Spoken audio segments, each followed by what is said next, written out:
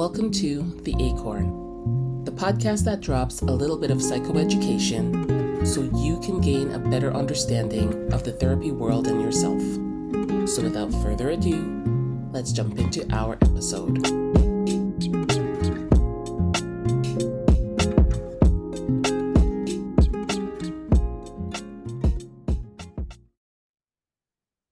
Hello and welcome to Season 1, Episode 8 of The Acorn.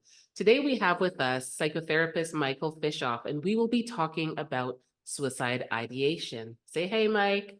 Hello, good to see everyone. And so Mike, just to give you a little bit of a background about him, he has a passion for social justice, mental wellness, and self-care. He has spent the last 15 years working with kids, youth, and families around issues like trauma and addiction.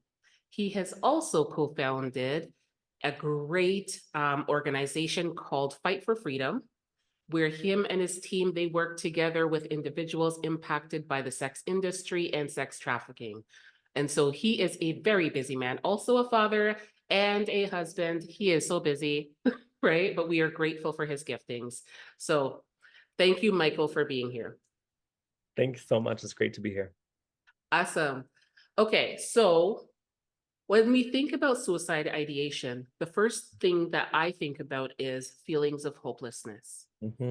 Right? So especially at this time of year, we're coming out of the holidays. So people are then feeling like increased feelings of grief, right? They may have lost a loved one, right? They've just gone through different family events. Things are coming up for them. There's triggers that are coming up for them, right? Yeah, that's right. Yeah. In addition to that, we also got SAD, right? Which is seasonal affective disorder, right? We know there's less sunlight, the days are shorter. It is hard. It's cold. We're in Canada. It is cold. Right. And so it's like you have things like that. You also have people having increased feelings of loneliness, depression, and even trauma symptoms kind of like being activated. So with all of those things in mind, right, feelings of hopelessness can then sometimes move all the way over to feelings of suicide ideation. And so I'd love your insight, Michael. We just passed this week, the third Monday in January. It's typically known as Blue Monday, the saddest day of the entire year. Post-Christmas, beginning of a new year, finances are often tight for people. It's a really difficult time, middle of January here in Canada. And suicidal ideation is an experience where someone begins to contemplate what it would be like to possibly not be here any longer, thinking of ending their life. And so the thoughts can be random, where someone just feels like they should no longer be present here, or they can be a little bit more concentrated in the area of thinking of how might one actually take their life to leave this world. And so it can range in various experiences, but ideations around suicide are thinking about or planning to die. Wow. And that is so heavy and it's so challenging, right? To get to that place where you're feeling that. What are some of the things that people can do about it when they realize this is where I'm at, this is what I'm feeling right now? What should they do? Yeah. First thing is to recognize that this is really common. A lot of people going through crises or big stressors in life, or just those difficult transitions of a new season, can contemplate what it would be like if they weren't in this world anymore. So to recognize, to normalize that suicide ideations are quite common. I've worked with people for more than 15 years, and very many of the people I've worked with have said that they've had thoughts at once in their life of ending their life. So first is to recognize that. Second is to recognize that there may be a lot of reasons that someone has to die. So everyone I've ever worked with, there's also a reason to live, at least one. And so having someone safe that you're able to go and talk to about your experiences is a huge step in beginning to walk through what you're feeling and how to get the help that you may need. Wow, that's exactly what's needed, right? Like the idea of actually having someone to talk to. So who can those kind of people be for those who are having suicide ideation? Yeah.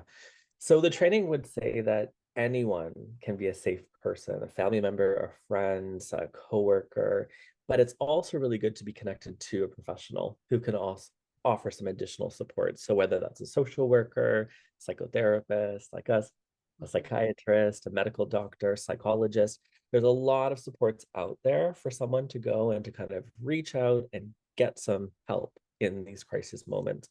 On top of that, there's some amazing facilities in different regions across Canada that offer support for those with suicidal ideations. And they're usually just at a fingertip of a quick Google search. So the Center for Addiction and Mental Health, CAMH, that's in the Toronto area. The Gerstein Center is another one in Toronto. There's a whole bunch across the nation. Your local hospital usually is fitted with an appropriate, ward that addresses this kind of thing. And then just in the last few months, since November 2023, they've launched a crisis line across Canada, 988. And that is a number that you can text or you can call and talk to someone at any point of the day and get some support. That's wonderful, right? I feel like that one resource right there is so important, that 988 number. Yeah. And so if there was one takeaway that you could just have for the listeners, what would it be? That thinking that you are not sure you want to be here is okay.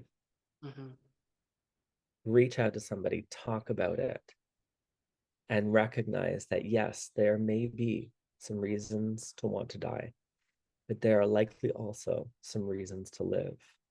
And someone can journey with you and support you in finding help that you might need.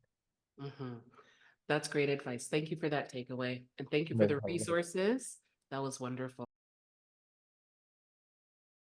You've been listening to Mike share on this very important topic, right? And you can find him at onthejourney.life. All right. Thanks, Mike. Thanks so much, Shar. Okay, take care. You too. Well, this has been another episode of The Acorn. Remember, the content in these podcast episodes are for educational, informational, and entertainment purposes only.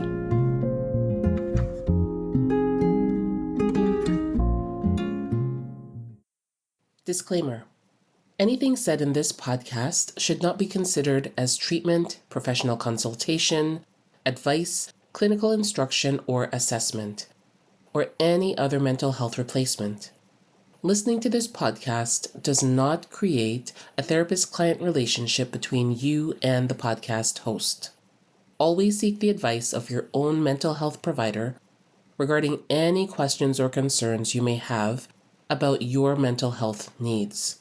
Also, if you need immediate help, contact your mental health provider or call 911. Take care.